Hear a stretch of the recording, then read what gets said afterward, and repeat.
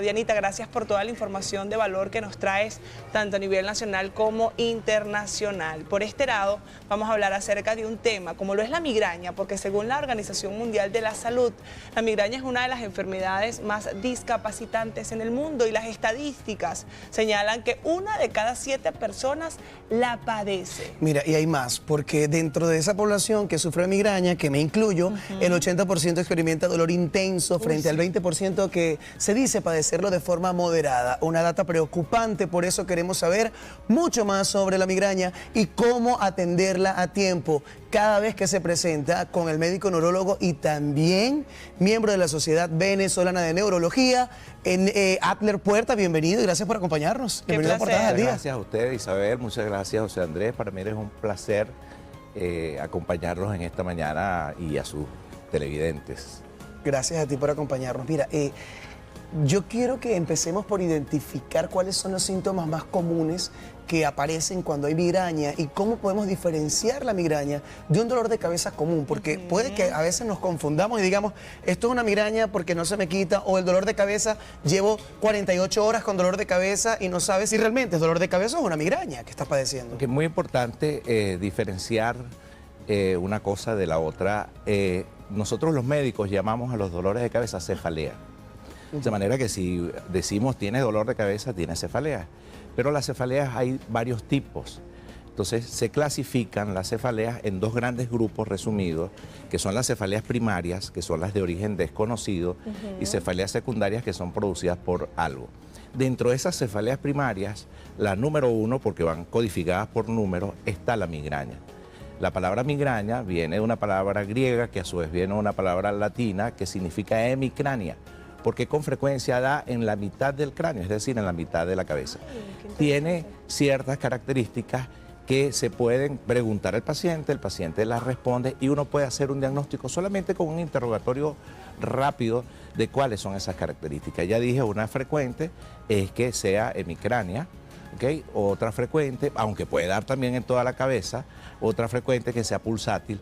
Los pacientes muchas veces describen, es como el corazón latiendo. ¿En la cabeza? En la 100, como... En la cabeza. ¿Y el dolor en los ojos? Y puede ser también periocular, alrededor de los ojos. Wow. Okay, ya lo dijeron ustedes, generalmente es de moderada a fuerte intensidad. La duración está entre 4 horas y puede durar hasta 3 días y puede estar acompañada con síntomas como intolerancia a la luz, a los sonidos, náuseas y vómitos. ¿Fotofobia se le suele decir? Fotofobia. Okay. Fotofobia cuando es la luz y fonofobia cuando es el sonido. Ok, Adler, ahora bien, ¿qué factores pueden desencadenar migraña en las personas?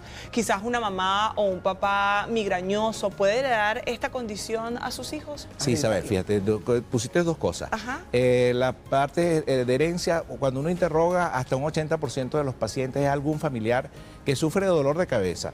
No vamos a decir que todos son migrañas, pero sí hay un antecedente familiar de cefalea, como lo dijimos anteriormente. Y sí, la migraña, aunque es de origen desconocido, hay algunas cosas que la pueden desencadenar. ¿Okay? Por ejemplo, algunos alimentos, las situaciones de estrés, algunos olores. Por ejemplo, hay gente que dice, es que cuando huelo gasolina me duele la cabeza. Esmalte de uña incluso. Entonces, claro.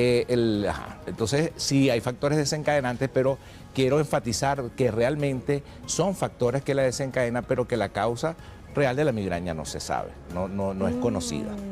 Wow, qué interesante. Mira, ¿se puede curar la migraña? Porque la verdad es que a veces en los momentos más álgidos de la vida es donde ella aparece, o en el momento que menos crees que va a aparecer, aparece. ¿Se puede evitar? Sí. Hay medidas y hay tratamientos para evitar y para controlar las crisis. Al principio hablaron de que es una enfermedad crónica, Realmente, como no tiene un origen conocido, no tiene una causa conocida, no hay una cura definitiva. Se cura una apendicitis, se saca el apéndice y ya no hay problema, más nunca va a dar apendicitis. Pero la migraña es una enfermedad crónica que realmente no hay un tratamiento que la quite en forma definitiva. y si hay medicamentos y hay medidas que pueden hacer que se eviten. Por ejemplo, evitar el consumo de algunos alimentos, que eso es independiente de cada persona. Claro. No todas las personas los mismos alimentos la desencadena. Tener hábitos, muy importante tener hábitos de sueño. Si se duerme mucho, puede desencadenar la migraña. Si se duerme poco, puede desencadenar la migraña. Tener hábitos alimenticios. Los periodos prolongados de ayuna pueden producir que se desencadene la migraña y hacer cosas que puedan disminuir el estrés. Sabemos que el estrés no es fácil de controlar, pero por ejemplo, ejercicio físico, yoga, meditación, son medidas que se pueden utilizar para prevenir la crisis de migraña. Y hay tratamiento. El tratamiento médico va a depender mucho de la persona, si es mujer, si es hombre, si es una mujer en edad fértil, si es una mujer que menstrua o si es una mujer que está en el embarazo, ¿ok? Dependiendo también de la actividad que tenga la persona o de lo que haga la persona, uno puede usar el tratamiento, los tipos de tratamientos médicos que son de prevención. Y son tratamientos que se usan por periodos prolongados para disminuir la frecuencia y la intensidad de las crisis de migraña. Ahora bien, doctor, fíjese, obviamente tener migraña no está bien, pero hay un punto en la migraña en que nos deberíamos de preocupar.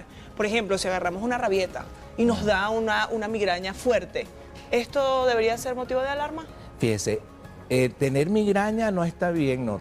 Sufrir de dolores de cabeza, tener dolores de cabeza no está bien. Uno ve con frecuencia que le preguntas al paciente, bueno, usted sufre dolor de cabeza, es lo normal.